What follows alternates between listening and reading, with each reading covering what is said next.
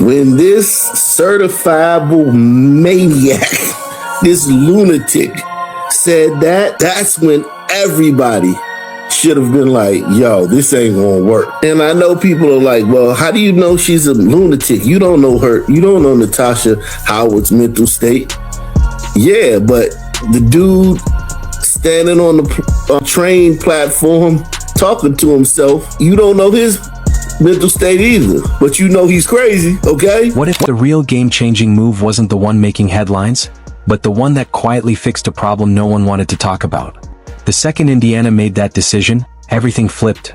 Locker room vibes, ball movement, the entire flow of the team. So was this really about performance, or something deeper that had been building behind the scenes? And if this was the turning point, what did they see that everyone else completely missed? What is going on at the starting power forward position? Okay, Nas Hillman, bro, Atlanta has loaded up. Everybody's making moves but the damn Indiana Fever. What is going on? I'll tell you what's going on. Natasha Howard is going to be back. That is what is going on. Welcome to, and the Indiana Fever are about to make a huge mistake. Okay, everybody else around this league is making moves, handling business. Meanwhile, the Indiana Fever front office are sitting around, twirling their thumbs, not getting any work done. Not getting no work done. No Sophie Cunningham deal is done. No Lexi Hall agreement is done. And you know what? We are running out of options at the starting power forward position. For a while, it looked like this team was still searching, experimenting, trying to balance personalities, egos, and expectations. But the reality? It's a lot less polished and a lot more interesting. Because behind the scenes, tension was building, showing up in small cracks on the court, in interviews, even online. And suddenly, it didn't feel like a team adjusting anymore. It felt like a team quietly clashing over what it was supposed to be. 2 times in what, 14 years, 15 years? Yikes. Listen, okay, fine. 2-time All-Star Natasha Howard is signing with the Minnesota Lynx on a 2-year, $1.4 million deal. Sources tell ESPN.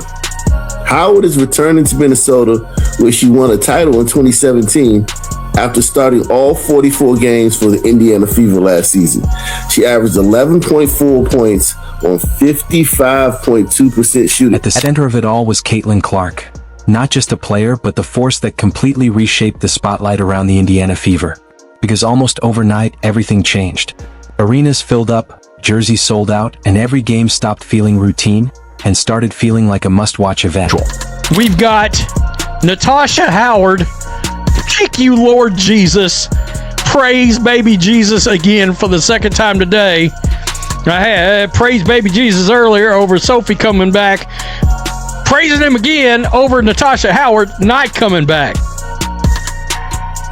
Minnesota Lynx gave her some money. And this is where it starts to get uncomfortable.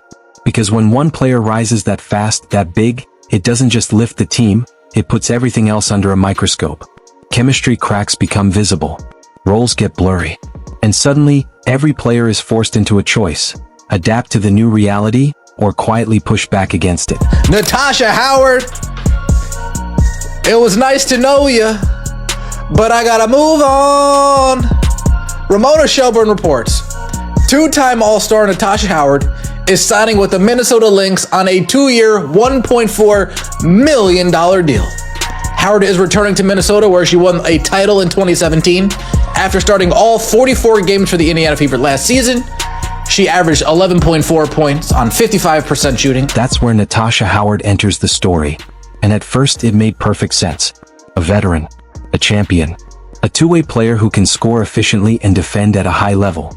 On paper, she looked like the ideal fit next to Caitlin Clark, the kind of presence every generational playmaker needs. But basketball isn't played on paper. Because what looks seamless in theory can break down in real time. When styles don't quite match, priorities aren't aligned, and tension starts to show up in actual possessions. And here's the part people didn't want to say out loud, but you could feel it if you were watching closely. There were too many moments where the ball didn't find Clark when it should have. Too many possessions where the offense felt out of sync. Too many sequences that looked less like a system, and more like 5 players running completely different ideas. Now, this isn't about turning one player into a villain and the other into a hero. It's more complicated than that. But the contrast was hard to ignore. A system built around a high IQ, pass-first superstar versus a player who seemed more comfortable operating on her own rhythm. And that contrast got even louder when expectations were spoken publicly.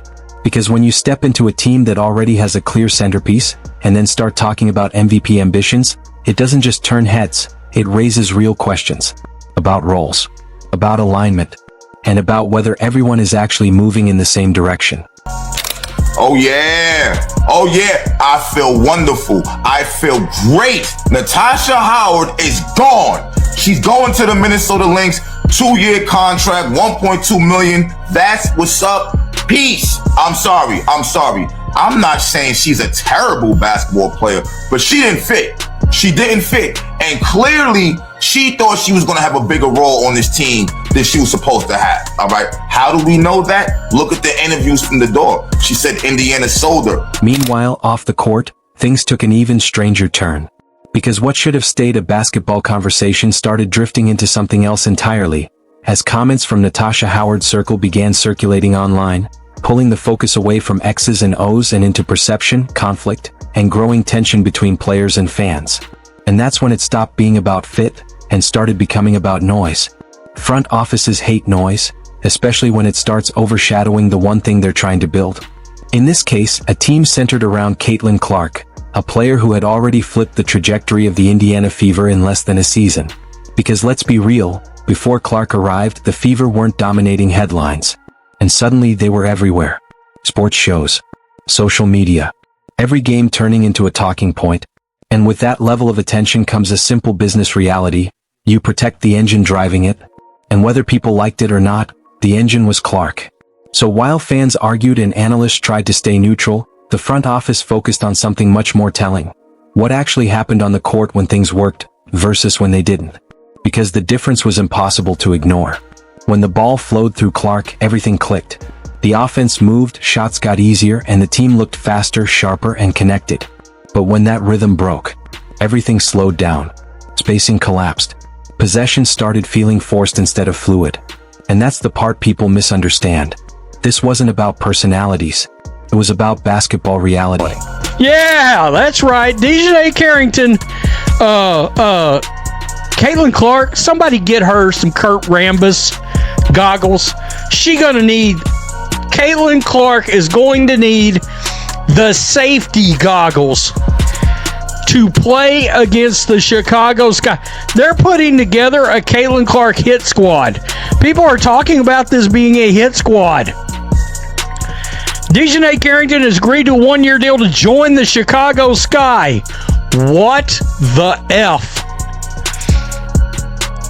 You have to admit, though, Chicago Sky is not going to be a pushover. And once a team sees that pattern clearly enough times, the decision stops being emotional and starts becoming inevitable. It didn't happen overnight. Teams don't rush to admit misfits, especially when the player involved has a strong resume like Natasha Howard. She was still productive, still efficient, still capable.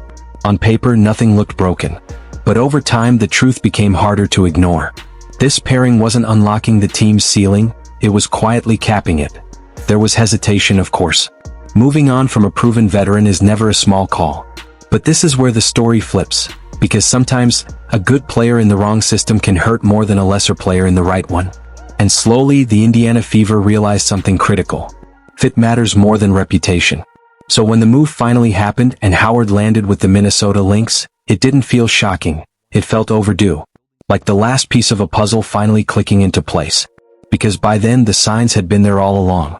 And just like that, without drama or headlines, the Fever made their decision. They chose direction over indecision. They chose identity over compromise.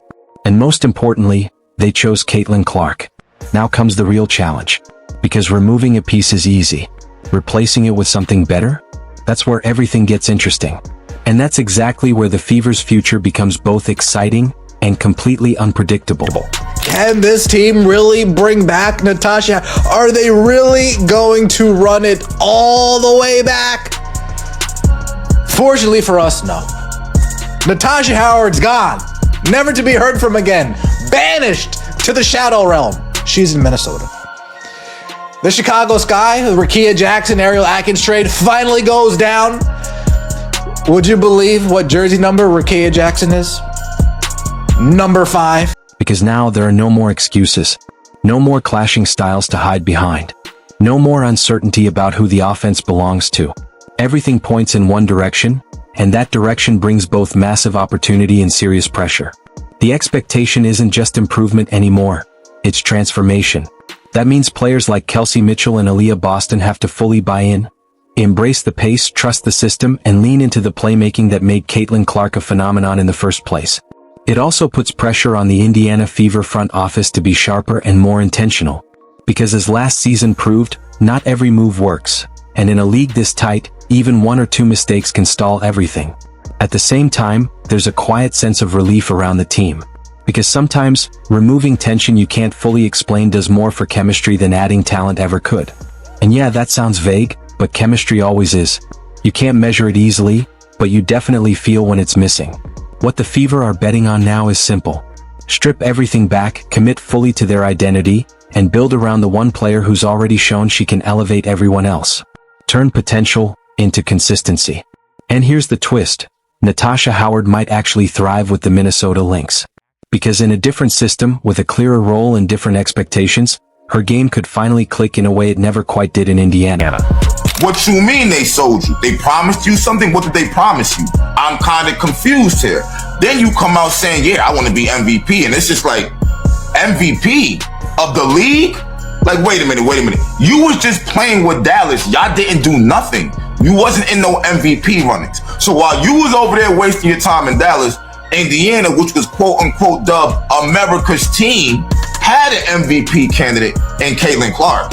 Like, how are you going to be MVP if she's predicted to be MVP also? And if that happens, it won't mean the Indiana Fever made the wrong call. It will simply reinforce a harder truth. Fit matters more than talent in isolation. Meanwhile, the spotlight only intensifies on Caitlin Clark, because now there's no buffer, no split narrative, no shared spotlight to dilute the story. It's officially her team in every sense that matters. And with that comes a different kind of pressure. The kind that turns talented players into either superstars or cautionary tales. But if her college run and early WNBA impact proved anything, it's that she doesn't just survive pressure, she seems to feed off it. So the question shifts. Not what went wrong, but what comes next. The Fever have made their decision, drawn their line, and cleared the path. Now all that's left is to see whether it leads to contention, or just another chapter of what could have been. Either way, one thing is clear. The era of confusion in Indiana is over. And the era of Caitlin Clark has officially begun, ready or not. And this is where it gets even more interesting. Because once a franchise makes a pivot like this, the ripple effects don't stay local. They spread through the league, through the media, and through every matchup on the schedule. Now every possession gets reinterpreted. Every win feels like validation. Every loss comes with louder questions. Because there's no ambiguity anymore about who this team is built around, or how it's supposed to function. I don't think they're going to land Atlanta Smith. I hope they do. You got to get Atlanta Smith. Azarae Stevens look like she's going to be headed elsewhere as well. Atlanta Smith is in talks with the Liberty. I don't know what is going on with that. Okay. Monique Billings, who I thought would be maybe a suitable player to sign at the starting four. She's in talks with the Liberty. Nobody's in talks with the damn Indiana Fever. You know why? They're about to pull a fast one, a stupid one, and they're going to run it back with the same team from last year. They're going to bring back Natasha Howard. I can already see it, man. I can already see it. That clarity can be dangerous if it backfires, but it can also be exactly what unlocks something special. And if you watch closely, you'll notice that teams built around elite playmakers tend to evolve fast once the system fully commits to them. Rhythm becomes predictable, in a good way. Teammates stop guessing and start anticipating. Spacing improves without effort. And the offense stops feeling like a set of plays, and starts feeling like a continuous stream of decisions. That's the version of the Indiana Fever fans are waiting for now. Not flashes. Not highlights. Not occasional brilliance. But a real, repeatable identity that shows up night after night. At the center of it all is Caitlin Clark, and that creates a different kind of responsibility for the coaching staff. Because it's one thing to have a generational talent, and another to actually maximize it without overcomplicating everything around her. A lot of systems in pro basketball don't fail because they lack talent, they fail because they try to be too clever instead of being effective. So the challenge becomes simple in theory, difficult in practice. Build around pace, spacing, and trust, and resist the urge to over-engineer what already works naturally. And then there's the locker room shift, which might be the most important change of all. Because when uncertainty disappears, hesitation disappears with it. Roles become clearer. Decisions become quicker.